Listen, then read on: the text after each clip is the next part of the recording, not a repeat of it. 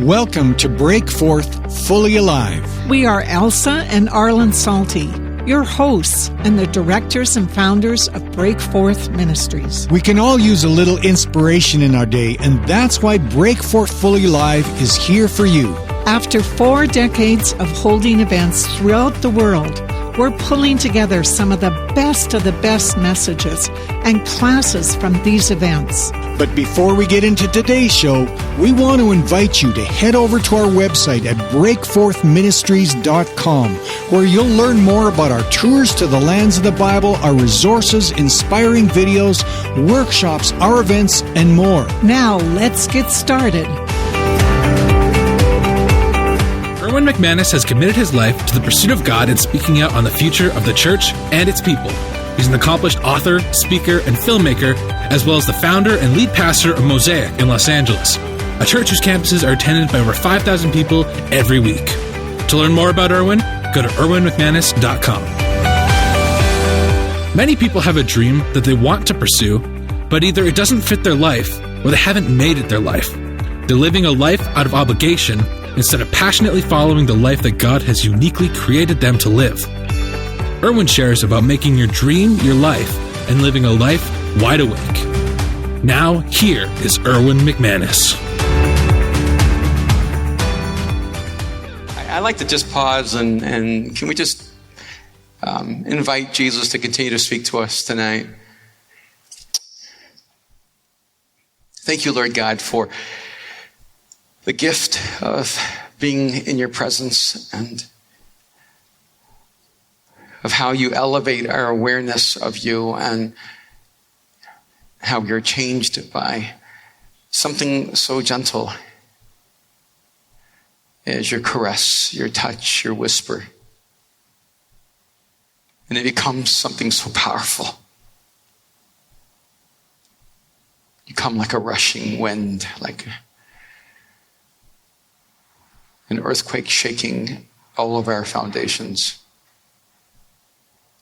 And so tonight we ask you to do both, to speak to us in the most gentle, intimate way possible, and to disturb and disrupt everything in our lives that would hold us back from living the life you created us to live.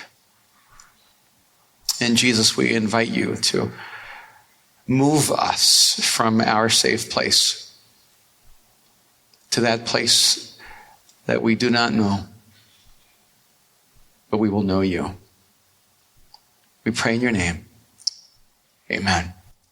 So this past year, I wrote a new book. It's called Wide Awake. And if you ever do something more than once, you begin to realize that while you may be doing the same thing each time, it's fueled by something very uniquely different.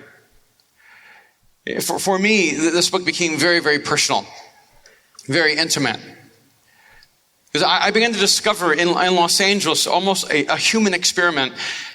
LA is one of those places where, well, it seems like they draw in the most talented and magnetic and charismatic and ambitious and attractive people from all over the world, and they come and live in LA with a dream of, well, being discovered.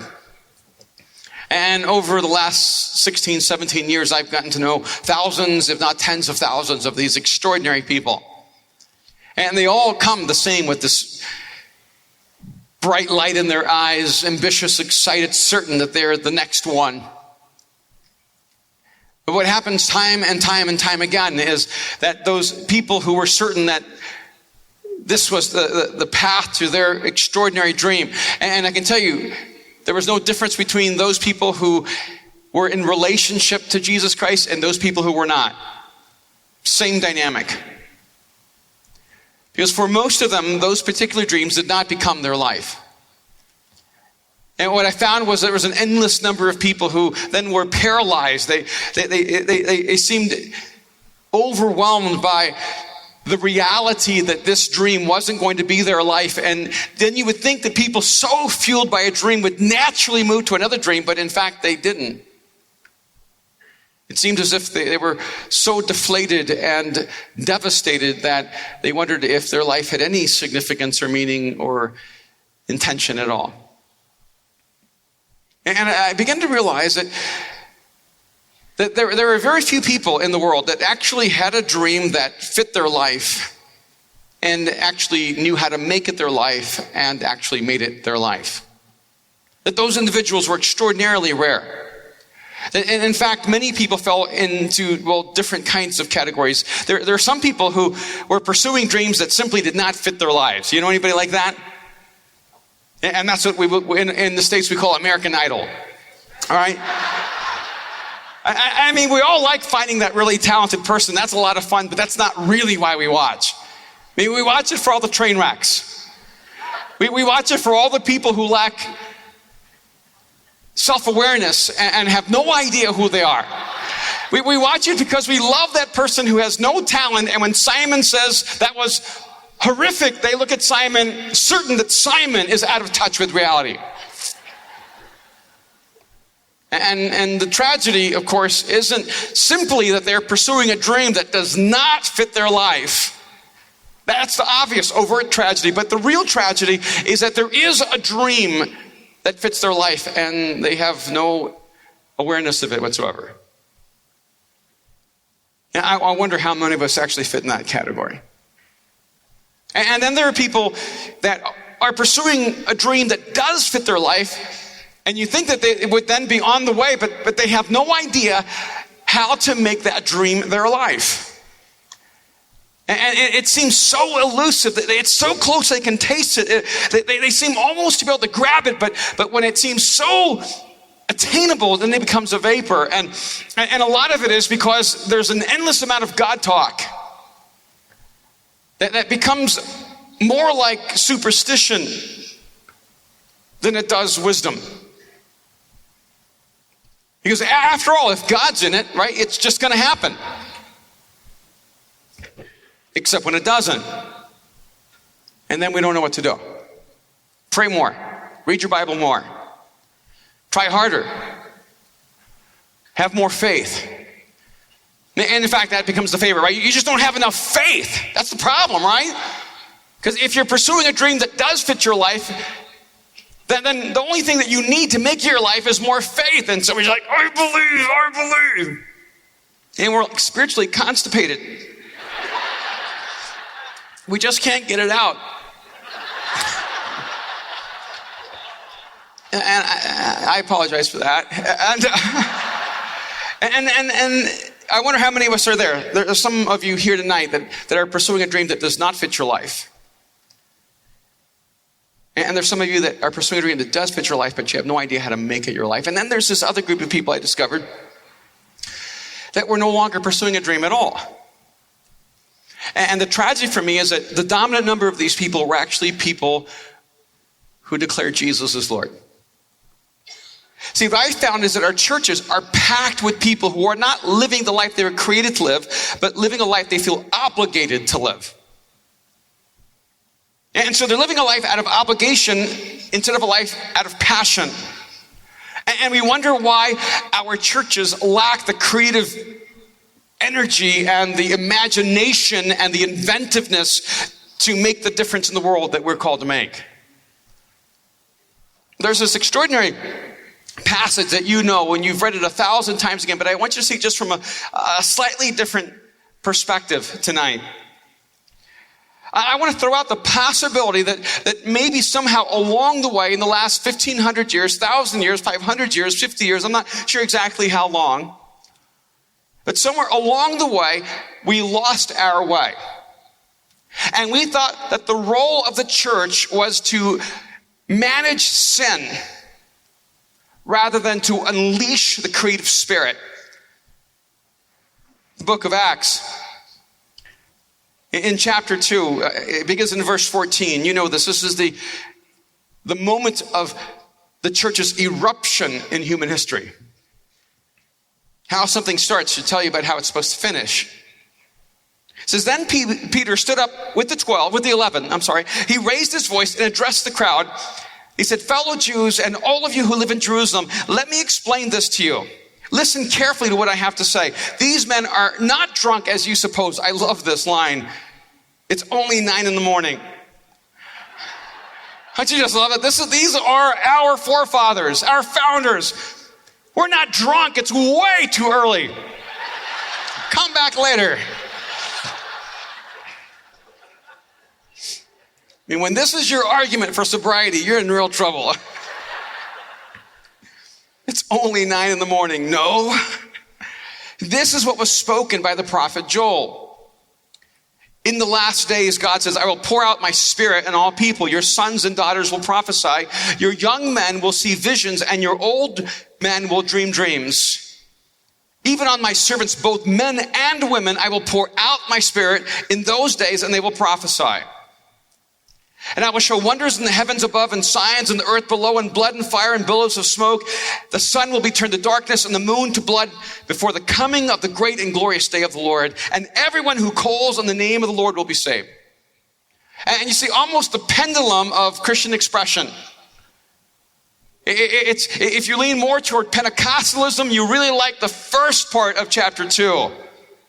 Suddenly there was a blowing of a violent wind, and then tongues rested on them, tongues of fire that separated, and they all began to speak in other tongues. And we go, that's it. That's the critical part of this narrative. We need to all speak in tongues, and, we'll avoid the fire thing. Sounds dangerous. And then you have the other end of the spectrum, the evangelicals and the confessionals, and everyone who calls in the name of the Lord will be saved. No, that's the part that's important. Is calling on the name of the Lord. And it's almost as if we've had 2,000 years of conversations on these two extremes. You need this extraordinary experience. No, you need this declaration of truth. And we just absolutely avoided the middle. See, Peter, this is so important to God that God said it to the prophet Joel. So important to God that God made sure this minor prophet Joel was picked up by the fisherman Peter, who was not a theologian. And it's so important to God that he gives it to Joel, then he gives it to Peter. And so important to God that God has Peter make it the metaphor, the central metaphor of the movement of Jesus that would mark all of history. So important to God that when Luke the physician was writing, and he was also the historian, taking notes, and you know Peter's sermon was longer than this. And so Luke had to narrow down, filter down, summarize the part that God wanted us to keep. So important to God that he gives it to Joel, then he gives it to Peter, then he gives it to Luke, then he sends it to us. So important to God that it's both in the old covenant and the new covenant, and yet it is not central to our conversation. That young men will have visions and old men will dream dreams. I'm sorry, that's the generic. Don't misunderstand me. Women are supposed to have dreams and visions. It's just the truth is that only men have dreams because women die young. No matter how old you are, you're still 29. Right? The church, the movement of Jesus in the last few hundred years, could anyone here in any sincerity say that the church has been marked as a movement of visions and dreams? At best, we're a movement of pastors and teachers, counselors and teachers. Sometimes we're a movement of administrators and managers. A lot of other times we're a movement of wardens and prison guards. But what would happen if our reputation around the world was you get close to this movement of Jesus, and the next thing that's going to start happening in your life is you're going to have a vision of your life that is bigger than you. You're going to begin to see a future that you're supposed to be a part of creating. What would happen if people knew? It doesn't matter how old you are. The moment you get in the environment of Jesus and the people of Jesus, what's going to happen is you're going to begin to dream again. You're never going to move into a retirement mode. You're never going to move into coasting. You're never going to feel irrelevant. You're never going to feel as if your life has no value or significance, because the moment you're around the presence of this Jesus, visions and dreams erupt out of your soul.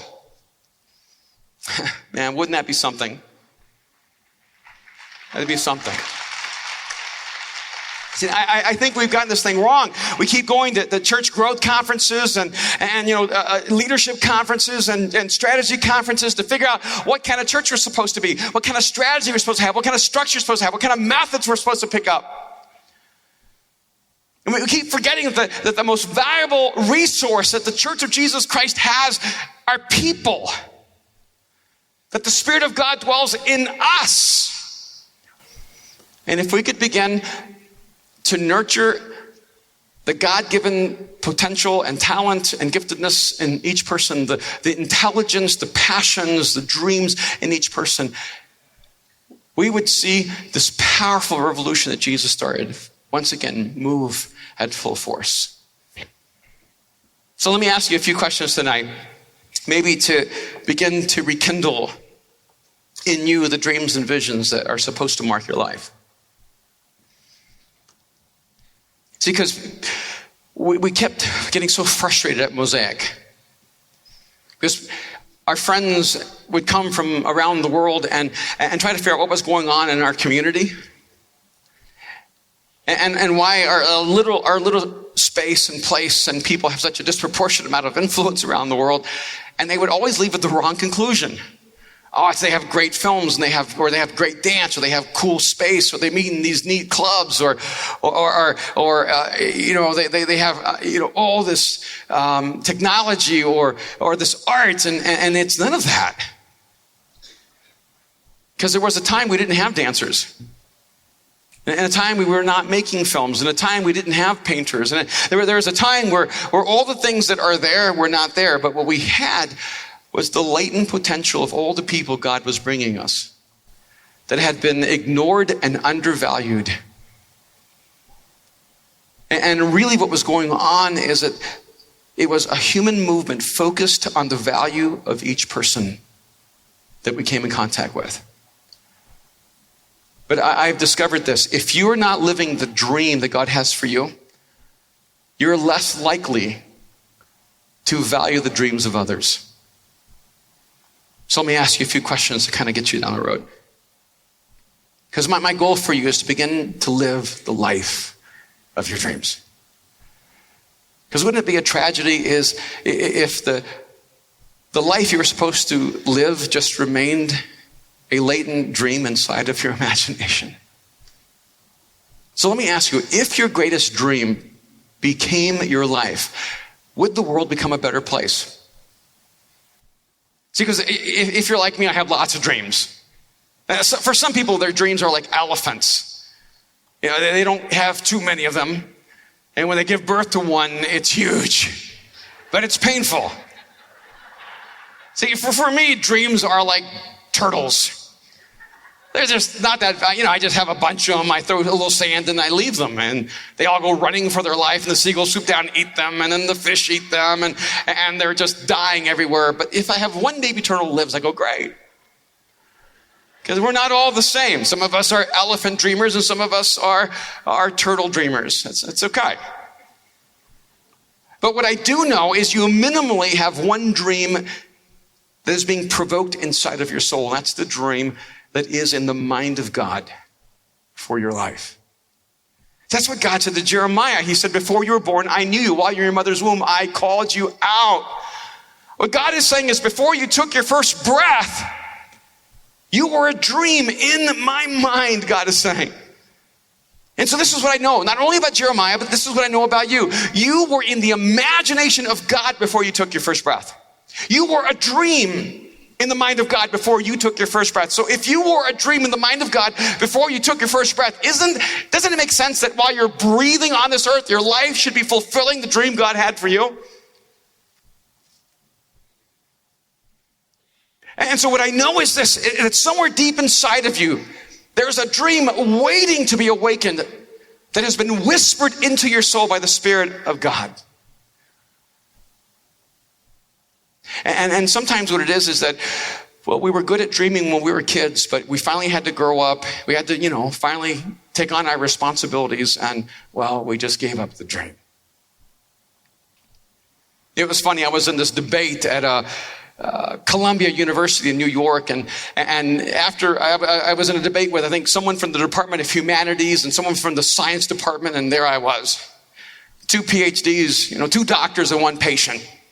And so the scientist basically, the question was, what can be known? Big question. And the scientists, of course, said what can be known is what can be proven through empirical evidence. And well, wow, that's good. And then the person from the Department of Humanities said what can be known is human action, ethics. And I go, wow, that's good. And then it was my turn to say what can be known. I thought, well, I'm really not an expert in what can be known. I am far more experienced in the subject of ignorance and what can't be known. But I said, but here's the funny thing is that I'm cheating. I know something I'm not supposed to know. But we'll get to that later. And so later when it got to the Q&A time, the first question that came up was a student saying, when you were a child, God was your imaginary friend like Santa Claus. And when you grew up, you gave up those imaginary friends. Why'd you keep God? I thought, what a great question. And I said, when I was a child, I did have imaginary friends. The Easter Bunny, Santa Claus, the giant rabbit that hid in my closet that only came out about 3 a.m, would scare me. And all my other imaginary friends, and God was sort of in that mix. And I did give up those imaginary friends when I grew up, but I didn't give up my imagination. Because is it possible that your imagination is the playground that God created inside of you so that you and Him could actually have life-changing conversations? And so maybe you don't have to start at the biggest place. Maybe it's too big to go, oh, I can't even imagine my life becoming the biggest dream inside of me. But if you begin to live the life that God created you to live, if you begin to take this dream and make it your life, if you ask the question, if this dream becomes my life, will the world become a better place? What will happen is you will begin to live your most heroic life. And the world needs you to live your most heroic life. And it can start small. I travel a lot, and so when I come home, our family time is a premium. And one day, Kim and my daughter Mariah said to me, honey, you've been gone, and we really would like for you to stay with us today. And I said, what are you going to do? And they said, we're going to go shopping. And I don't really like to go shopping where they go shopping. And so we went to this store, giant store, clothing store. And have you noticed that these stores are 99.9% women's clothes? And then they have the men's bathroom. That's our section. And so I'm wandering around trying to make sure I don't go into the wrong department and just waiting for them to finish shopping. When they finish shopping, we're in line and they need me, for my credit card. And so I'm there participating in the family experience, but I'm not really paying attention. There's an aisle right next to me, and there's this elderly couple, almost 90 years old, next to me. And I start overhearing their conversation. And the woman, she says, she only had one item, and she said, I need to buy this teapot. And she said to the man behind the register, do you have any kind of discount here? And he said, well, if you have our store's card, you can have a 30% discount. She started looking in her purse as if she might have the card. Then she paused and said, no, I don't have the store's card, but I really need to buy this teapot. Do you have any other discount? He said, ma'am, as I explained to you, if you have our store's card, you can have a 30% discount.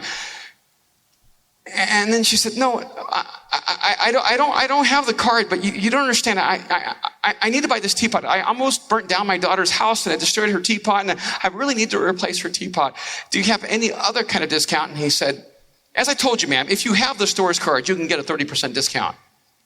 And as I'm listening to this, I'm sort of drawn into this moment. And I look, and the teapot's like $38 and some cents. So I reach in my wallet really quickly, and I realize I only have 20.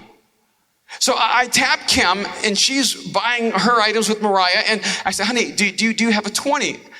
And this never happens, but she immediately looked in her purse and handed me a 20 without asking me what I wanted it for. And so I knew God was working.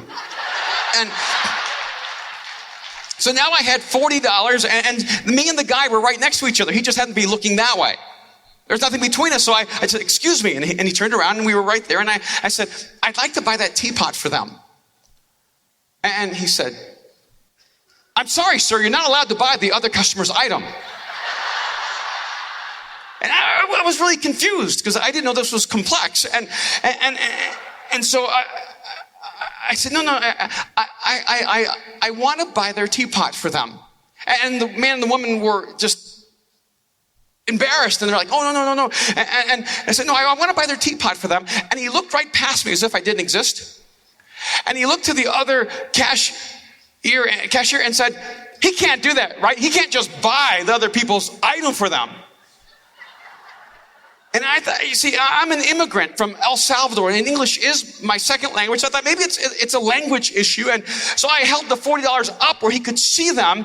And I said, I want to buy their item. But when he asked the other cashier if I was allowed to buy their item, I thought I better move fast. I mean, what are the chances that the two stupidest people in the world are working next to each other? And so I moved quickly because I thought, this is about geography. They're not teaching geography well anymore. And I'm standing in the wrong place. He doesn't realize I'm a customer. And so I went around the counter to where he was now servicing me. And when I came around, the woman's looking in her purse for money she doesn't have, saying, no, please don't. I'll buy it myself. And I felt so embarrassed because now everyone in the store knew this was going on. And I looked at her and I said, you would make me so happy if you let me buy your teapot for you. And then I turned to the guy and I held up the money and I said, I am going to buy the teapot.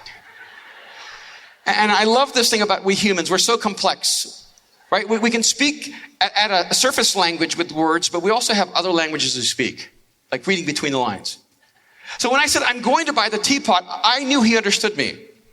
That I was saying to him, in a second, I'm going to reach across this counter, grab you by the throat, smash your head against the counter.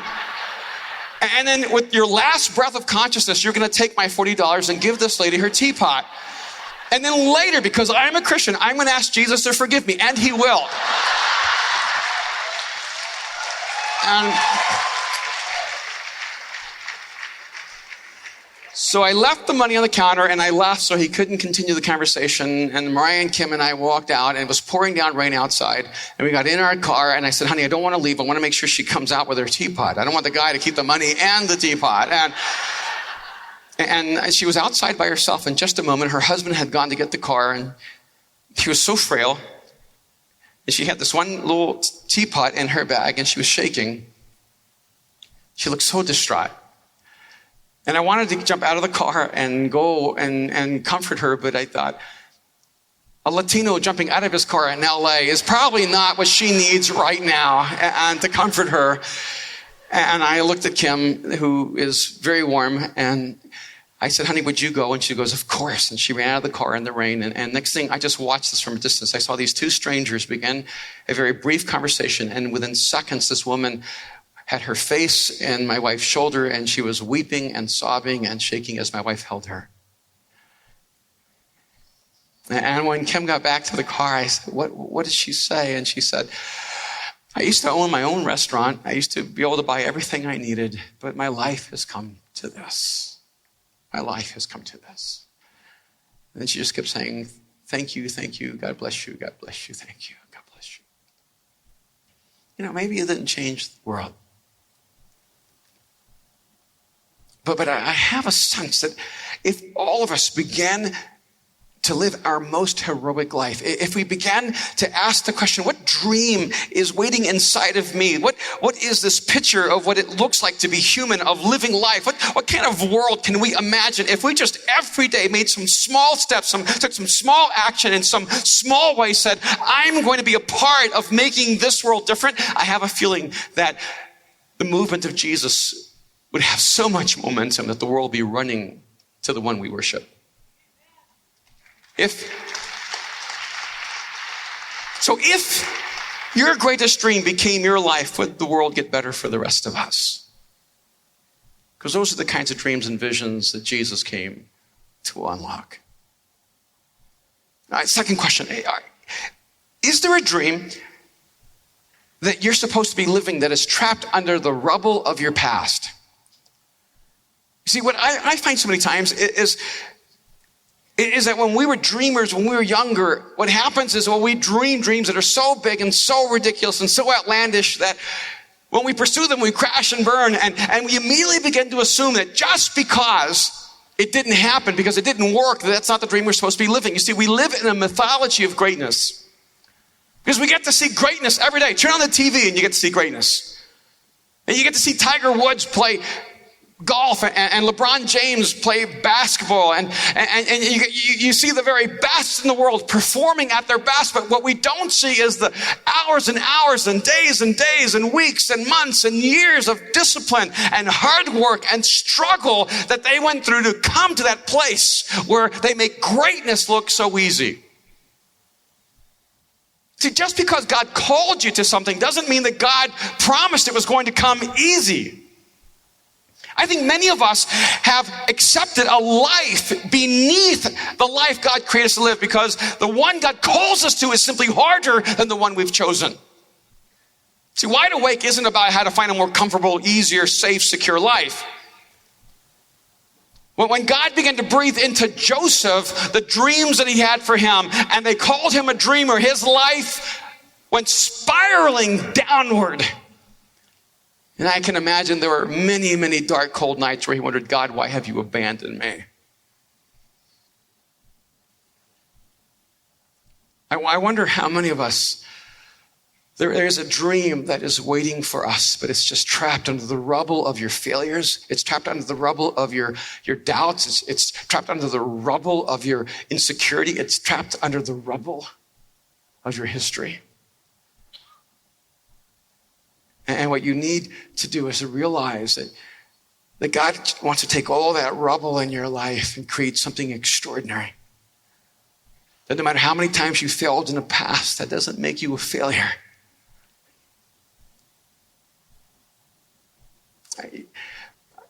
I to this day can't even believe I get to write books. It's kind of ironic. First through 12th grade, I was a straight D student. I couldn't even get into college. I had to go a year later after I was just cooking hamburgers and cooking pizzas and doing nothing, and I had to beg my way into a school. And then they predicted that I would flunk out. I remember the last day of my senior year in high school, I turned in like 20 different projects to my English teacher that I'd procrastinated on the whole year long, and she was so upset. And she said, Erwin, have you ever thought about going to college? I said, maybe. And she said, you will never make it. I said, thank you. I remember in 7th grade, my English teacher brought me a paper I wrote, and there's a big giant F on it in red. She said, this paper's horrible. You're going to take it home and you're going to write it again. I said, well, what do you want me to change? She goes, I just want you to write it in a way I can read it. And so I went home and I tried to write it again, but I have no fine motor skills. So when I brought it back the second time, I was not only more nervous than the first time, but I was more tired, then it was worse, so she gave me an F again. But this time she didn't decide first time I was stupid, this time I'm rebellious. So the third time she made me miss the bus going home and made me write the paper again in front of her, which even made it worse. And the papers just kept getting worse, and I got a third F in English. I just wish for one moment she had paused to ask the question, is it possible there's anything in the content that is worth commenting on? And so I had a history of failure in my life. Well, when I went forward, the same day my brother went forward to say that maybe God was calling me into some kind of, vocational ministry. I didn't know what the Christian language was. I was this shy, reclusive, introverted person who had spent time with a professional counselor when he was 12 years old and I had been in and out of a hospital for psychosomatic illnesses. And I was so socially awkward and disconnected from humanity that when my brother, who was the star quarterback and broke all kinds of passing records playing football and the fastest kid in the United States in 6th grade, and he just had all this capacity. And so when he went forward with me the same night, they came and hugged him and said, we knew God was calling you to ministry, because that's the kind of person God calls. And then I thought, in a minute, I'm going to get my family hug affirmation. And then the very person who hugged him and said to him, turned to me and said, but what in the world is God going to do with you? It's okay. They were right. God was asking the same question. See, this is what I know. There are some of you here that have allowed your circumstances, they've allowed your failure, you've allowed your failures, you've allowed the voices in your life, you've allowed all these negative things to press against you and say to you, you do not have what it takes to make a difference in the world. And I want you to know that's a lie. I wonder if there are dreams that God has placed in your soul that are trapped under the rubble of your fear and doubt, your insecurity, your son. And you're missing this great moment in your life. So it's so ironic to me that I ended up writing books. And I remember when I tried to write my first book, it wasn't because I thought, I need to write books, the world needs me. It wasn't like that at all. It was because our church was trying to do something huge in LA, and we did this fundraiser thing. And everybody was supposed to pledge how much they're going to give over 3 years. And I went home and I told my wife, I think we should give $25,000. And we were only making like $30,000. And my wife's very competitive, so she says, why not 35,000? Okay, it's, we're 30,000. And so I said, all right, it's 30. And when it came around a year later, we'd only given like 2,000 because, we gave our tithe, and then it was very hard. My wife got a job as a teacher at a Christian school, which meant we were losing money. It's true. At the end of the year, our accountant said, your wife needs to quit if you're ever going to fulfill this. And then I had a publisher call me and say, we heard this talk, could you turn it into a book? And I said, well, send me a contract. And they sent me a contract for $25,000, which is exactly the amount I thought that God told us we should give. So I was right. And so I signed the contract, but I didn't take a penny because I didn't know if I could write a book. I didn't know if I could finish a book. And I knew that if I took the money, I'd never give it to the church. We just spend it by accident. So I said, don't send me the money. If the book is what you want, then send it all in one lump, and then we'll give it to the church. And 3 weeks before the deadline, I had 20 pages for a 350-page manuscript. And I was not even going to sleep at night because I can type about a word a minute, so I couldn't get it done. And then this woman came up to me named Holly, and she said, Erwin, I hear you're trying to write a book. And I said, yeah, kind of.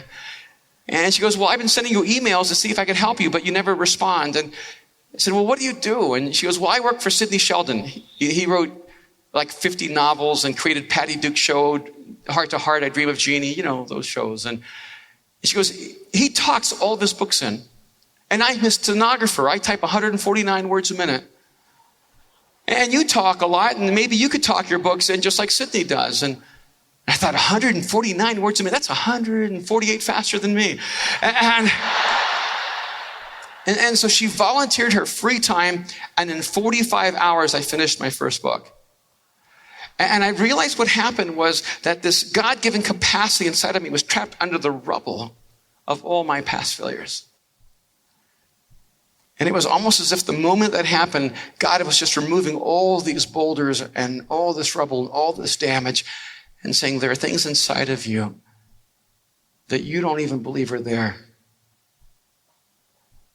And I just decided to start believing what God was saying about me than what all the voices in my head were saying about me. And I wonder tonight what dreams are waiting to be born that have died. Or you think they're dead, but they're just dormant underneath the rubble of your life. And then just one last question. So if your dream became your life, would the world become a better place? Now, are there dreams that are just waiting? They're haunting you and taunting you and calling you and wooing you that are there, and you're so afraid you think that it's too late for you. The last question, are you willing to take the risk from the life you have today to the life you were created to live?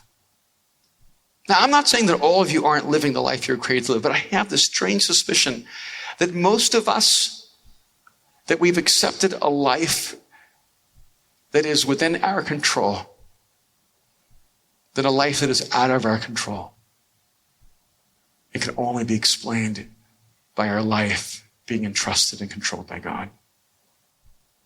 I wonder tonight if there's a first step you should take right now, a first step you should take tomorrow, a first step you should take this week. I wonder if you already know what course, what direction, what dream, what destiny you should be pursuing with your life. Maybe it's a small thing or maybe it's huge, but it all begins the same way. It begins with one courageous act in a new direction. I started working and telling stories to other mediums. And so I started really trying to learn filmmaking, and we started making short films, and I started getting more involved in the process. And I have a friend who writes for a TV show, and he called me up and said, Erwin, I have a short film, and it's about an assassin. And when I wrote it, I was thinking of you. And he said, I was wondering if you'd be willing to play the assassin for this film. And I said, I've always wanted to be an assassin. I mean, play an assassin. And so I thought, sure. And so I began the process of trying to learn what to do. And so I met a friend who was an actor, and he said, hey, I'll take you to my acting coach. And so I went over there a couple of times, and it was a little strange. And it was fun. And then another friend who is a stuntman on films, and he said, look, I'll be your stunt coach. And I said, sure. So he started taking me through stunt training, and I started learning how to do stunts, and it was kind of fun. And I only missed the mat a few times, but it really only takes once. And to be more careful.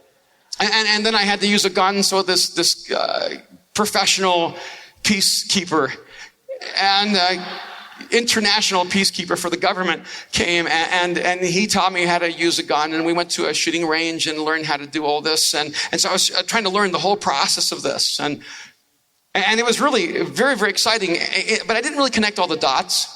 God kept saying, I want to do my own stunts. I want to do my own stunts. And I didn't really understand that I was going to get thrown out of a 5-story building and being thrown headfirst through a skyscraper glass.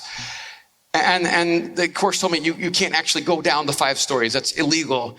And I said, well, can I go through the glass? What a stupid thing to ask. And they go, well, if you insist. I said, yeah, I want to do the stunt. I want to go through the glass. And so the day came of the stunt. We're on the roof of this building in Hollywood. And all of a sudden, it's more complex than I thought. Because I thought it was going to be Hollywood glass, candy glass. The kind where it looks dangerous, but it's not. I was all for that. But then they said, no, we can't use candy glass. I said, why? He goes, because it breaks wrong. He said, it needs to be real glass. The scene is authentic. And I'm like, okay. I said, so what do I do? Do I just does he just throw me through? And he goes, oh, no. He can't throw you through. You have to jump. It'll look like he threw you, but it'll be you jumping. And I said, so when I jump, which part of me will break the glass? And he goes, oh, you actually can't break the glass. The glass is so thick that we actually have to have a detonation team, and they blow the glass up the moment your face hits the glass. And then I hear the explosives detonation team talking to the assistant director and director saying, we shouldn't let him do this. This is really dangerous. The guy said, I haven't slept all night. It's the most dangerous stunt we do. And then I met the professional stunt guy, and he had a huge scar across his neck with 20-something stitches. And I said, where'd that come from? He goes, from doing that stunt you're about to do. And he goes, the glass didn't break right. It came down and it guillotined me, and they had to sew me up on the set without any anesthesia. And I'm thinking, oh, I don't need this. Right, in my life, but it was too late. Right, and then next thing I knew, they're clearing the whole set. So everybody off the set. And I said, why are you doing that? They said, well, to protect all the crew. And you're not protecting me. And so I'm on this block, and then there's 3 different pane glasses. I said, what are the other 2 for? And he goes, well, in case the first take doesn't work. I'm telling you, I guarantee you this is going to be a 1-take scene. And I just know that instinctively. And so I'm looking at this thick skyscraper glass. I'm watching them put the explosives on the glass in strategic places. I'm watching them move all the crew and cast and cover the cameraman so he can't get hurt. And then right before I'm going to jump, they start giving me the detail instructions. I'm not good at details. He said, oh, by the way, close your eyes because you don't want to go blind. And close your mouth because you don't want to die. I said, all right, I go through like this, which is not going to look that good on camera. And then they put a camera underneath me so they could catch the flight, which I thought was going to be a lot of fun. But all of a sudden, he said, we're going to count 3, 2, 1, then you jump. And I want to be real clear. Do I jump on 1? Do I wait till after 1? And because the timing has to be exactly right. And my heart was pounding, and I realized I am overwhelmed with fear. And I heard 3, 2, 1. Honestly, I don't even remember jumping, but I have it on film. Somehow, when I heard one, I just and I remember what he said. He goes, you got to trust me. If you hesitate, you're going to get hurt. You got to go at that glass with all the strength and fury you have, because that's the only way this is going to work safely. And so when I heard one, I just attacked that glass head first. And I remember hitting it. And then I remember feeling as if jet engines were put on my back. And I went through that glass. And then I was laying on the ground. They told me not to open my eyes until they finished blowing it all off the glass. And then when I opened my eyes, I had blood all over my face because glass cuts. And then it finally came to me. This is what the faith journey is like. You see, we want God to do everything that makes our life unique. We want him to give us the dream and then to make the dream our life. But our journey with God, with Jesus, is just like this moment. See, there are things that you cannot do for yourself that only God can do. He's the one that sets the detonators to make sure it explodes just in time to get you through to the other side. But there are things that God calls you to do that he will not do for you.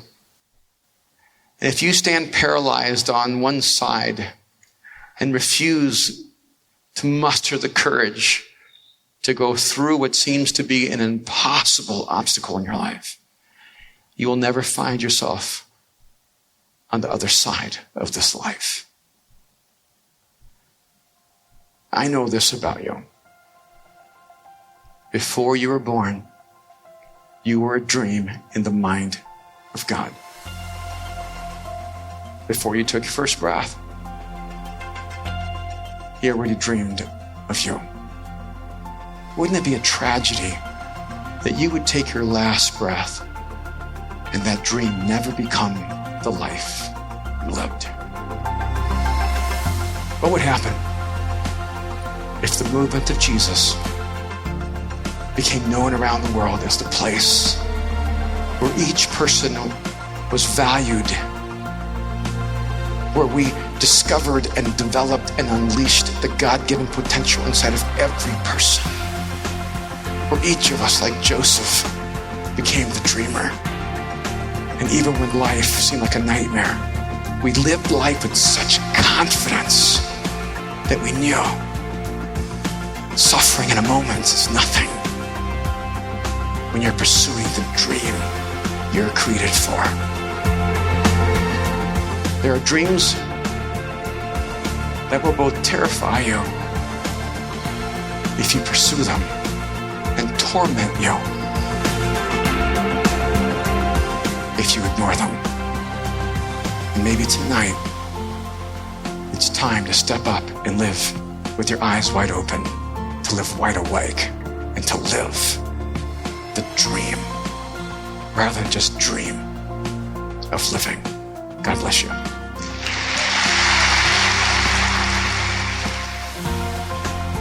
Thank you for joining us for this episode of the Break Forth Fully Alive podcast.